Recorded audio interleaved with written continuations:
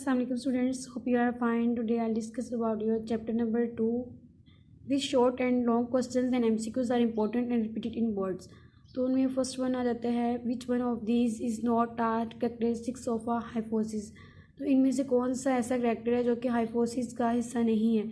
Must be consistent with all available data, must be testable, must be correct, must make predictions. तो इसका correct answer है must be correct. ठीक है, तो इसका ये सही आंसर है। The tentative explanation of observation is called. This is so important MCQs and you can see it was repeated in many words again and again, so it is very important. The tentative explanation of observation is called deduction, theory, hypothesis, experiments. So इसका correct answer है hypothesis. The logical consequences of hypothesis are called. This is also very important. You can see here, ये वो तमाम words हैं जिनमें वो repeat हो चुका है। ठीक है, तो जो लॉजिकल कॉन्सिक्वेंसेस ऑफ हाइपोसिस के वो क्या है, मीन्स के हाइपोसिस से जो रिजल्ट निकलते हैं, जो उनका रिजल्ट होता है उसे हम क्या कहते हैं, ला, डिडक्शन, एक्सपेरिमेंट, प्रॉब्लम। तो इसका करेक्ट आंसर है डिडक्शन। तो इसका करेक्ट आंसर क्या है, deduction. The first step in solving a biological problem is. Biological problem को सॉल्व करने के लिए कुछ स्टेप थे जो कि मैंने लेक्चर्स में भी पीछे डिस्कस किए हैं, वन बाय वन तमाम स्टेप्स। तो पहला जो स्टेप होगा एक बायोलॉजिकल प्रॉब्लम को सॉल्व करने में, वो कौन सा होगा, इनमें से एक्सपेरिमेंट होंगे, डिडक्शंस होंगी, हाइपोथेसिस होंगे, ऑब्जर्वेशन होंगी कि हाइपोथेसिस होंगे। तो इसका करेक्ट आंसर है ऑब्जर्वेशन। ठीक है, पहले तो प्रॉब्लम को डिटेक्ट करते हैं, प्रॉब्लम की जो पहचान होती है वो हम करते हैं, देन ऑब्जर्वेशन आती हैं, हाइपोथेसिस आती हैं, तो फर्दर आगे प्रोसेसेस होते हैं। ठीक है, तो इसका करेक्ट आंसर क्या है, ऑब्जर्वेशन। देन आपका फिफ्थ MCQ देता है at which point is the biologist most likely to use reasoning. तो कौन सा ऐसा वो पॉइंट आ जाता है जिस पर जाके बायोलॉजिस्ट जो होते हैं वो रीजनिंग का स्टेप फॉलो करते हैं। While taking observation, during hypothesis formulation, during data organization, none of the above. तो इनमें से इसका करेक्ट आंसर है ड्यूरिंग हाइपोथेसिस फॉर्मुलेशन। जब वो हाइपोथेसिस बनाते हैं, हाइपोथेसिस जो है फॉर्मुलेट करते हैं, तब वो रीजनिंग का जो पॉइंट होता है, रीजनिंग का जो स्टेप होता है, उससे वो फॉलो करते हैं। The hypothesis that stand the test of time are called. Means के हाइपोथेसिस को जब बार बार टेस्ट किया जाए लेकिन वो रिजेक्ट ना हो, तो फिर वो क्या बनेगी, थेरीज बनेगी, लॉ बनेगी, डिडक्शन होगी, क्या एक्सपेरिमेंट होंगे। तो वो क्या है, वो थेरीज बनेंगी। ठीक है, जब के हाइपोथेसिस है उसको बार बार टेस्ट किया जाए लेकिन वो रिजेक्ट प्रूफ ना हो, वो करेक्ट ही रहे, ठीक है, वो स्टेबल रहे, तो फिर वो क्या बन जाएगी, theories. And same is the step, जब थेरीज को किया जाएगा, बार बार उसको टेस्ट किए जाएंगे, उसको रिजेक्ट करने की कोशिश की जाएगी, डिसप्रूव किया जाएगा, लेकिन वो प्रूफ ना हो, ठीक है, वो करेक्ट ही रहे, रॉन्ग प्रूफ ना हो, तो फिर वो क्या बन जाएगी, लॉज बनेगी। ठीक है, 1 litre of ethanol weight in grams. Means के एक जो लीटर एथेनॉल है उसका कितने ग्राम वेट है, 700, 980, 1000 या 789। तो इसका करेक्ट आंसर है 789। ठीक है, अगर आप लोगों ने सेकंड चैप्टर पढ़ा है तो आपको इसके आंसर खुद ब खुद मेरे बोलने से पहले ही आपके माइंड में आ जाने चाहिए। ठीक है, तो इसका जो 1 लीटर एथेनॉल जो है उसका वेट कितना है, 789 ग्राम।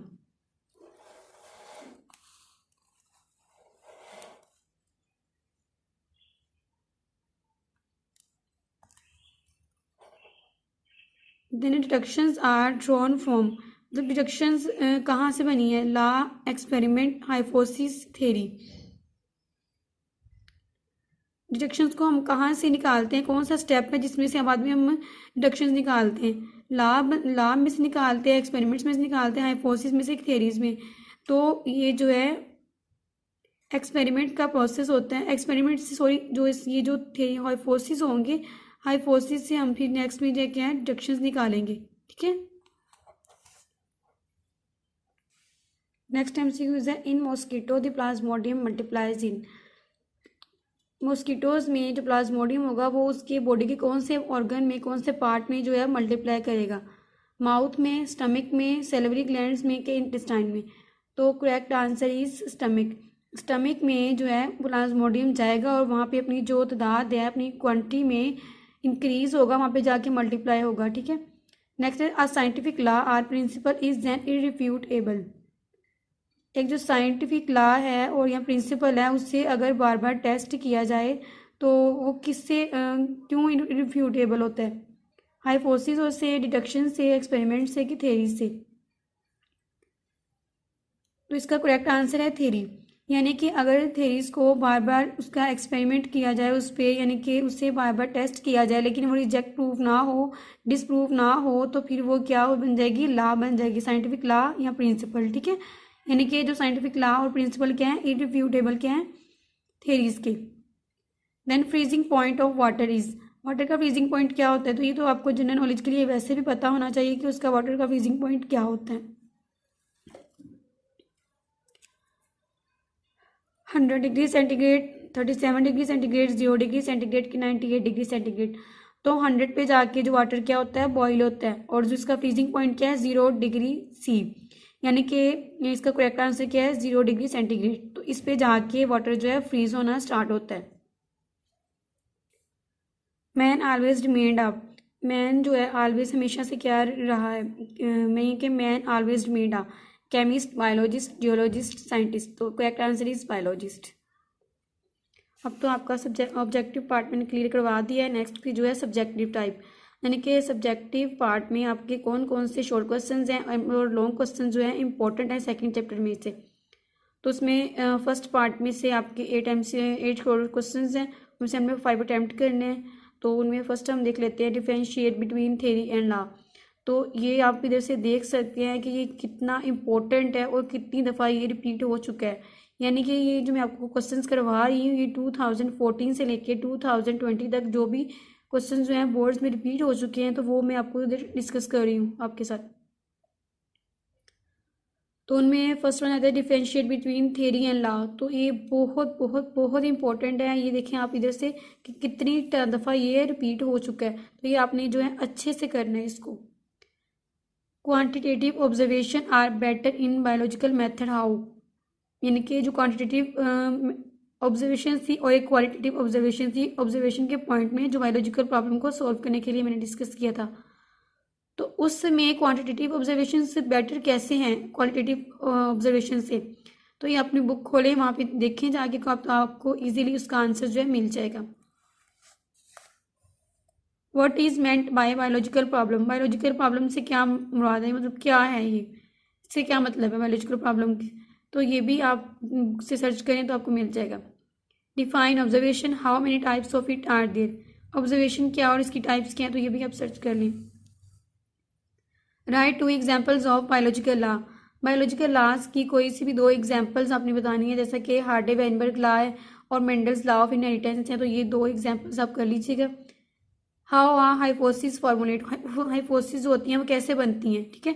तो ये आप अपनी जो बायोलॉजिकल प्रॉब्लम्स को सॉल्व करने के लिए जो स्टेप्स हैं तो उनमें एक स्टेप ये भी है कि हाइपोथेसिस को कैसे फॉर्मुलेट करना है। Right 4 characteristics of a good hypothesis, एक गुड हाइपोथेसिस जो होता है तो उसके में जो 4 कैरेक्टरिस्टिक्स होते हैं, गुड कैरेक्टरिस्टिक्स जो होते हैं तो वो आपने बता देने हैं, ठीक है। तो वो भी आपकी बुक पे प्रेजेंट है। तो ये भी बहुत इंपॉर्टेंट है, यहाँ से आप नोटिस कर सकते हैं।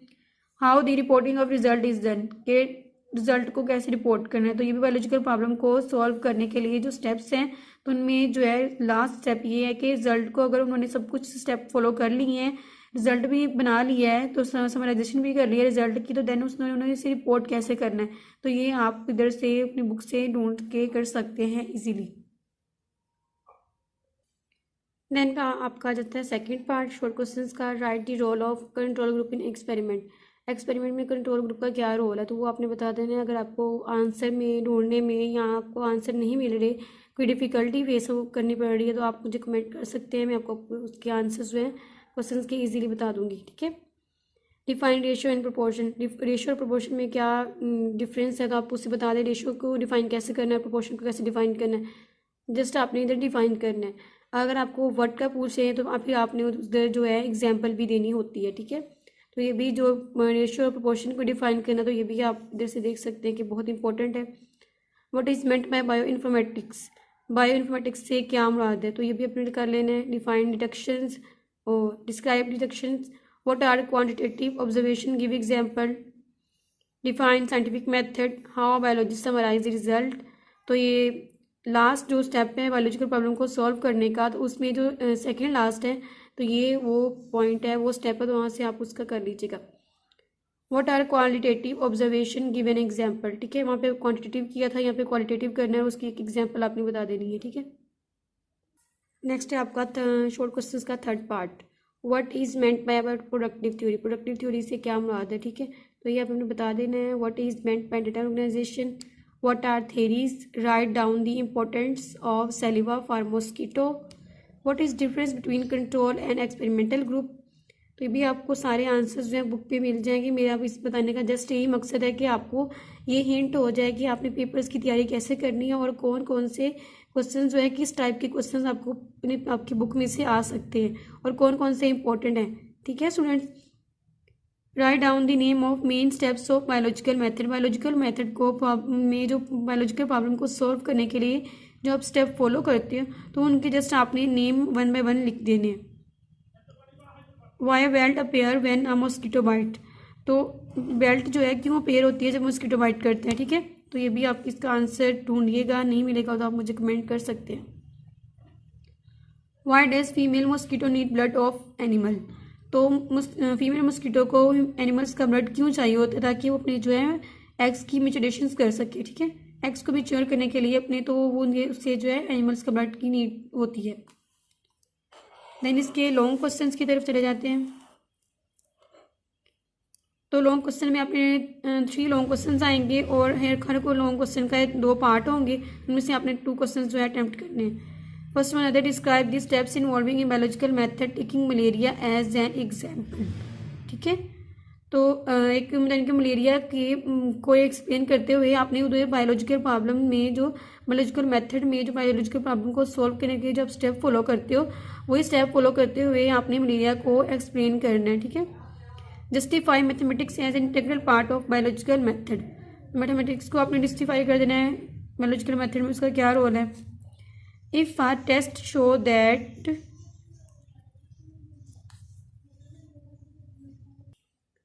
If a test show that some people have plasmodium in their blood but they do not show any symptoms of malaria, what hypothesis would you formulate to answer this problem? यानी कि एक test है जो show कर रहा है कि Plasmodium जो है, कुछ पीपल्स में प्लाज्मोडियम प्रेजेंट है उनके ब्लड में, लेकिन वो मलेरिया के सिम्टम्स जो शो नहीं करे, तो यहाँ पे कौन सी जो हाइपोथेसिस होगी जो कि इस प्रॉब्लम का जो आंसर देगी।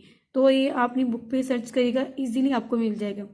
Right short note on reporting of result, result को रिपोर्ट करने पे आपने जस्ट शॉर्ट नोट लिख देना, जैसे उन्होंने आपका आंसर की क्वेश्चन की है उसी के अकॉर्डिंग आपने उसका जो आंसर है वो दे देना है। Define data, how analysis of data is done. Data को आपने जस्ट डिफाइन करना है और एनालिसिस ऑफ डाटा को आपने बताना है कि वो क्या है। उसमें तमाम जो आपका होगा रेशियो, प्रोपोर्शन और जो मैथमेटिकल उसमें दिखाया गया है, तो आपने सब उसको एक्सप्लेन कर देना है।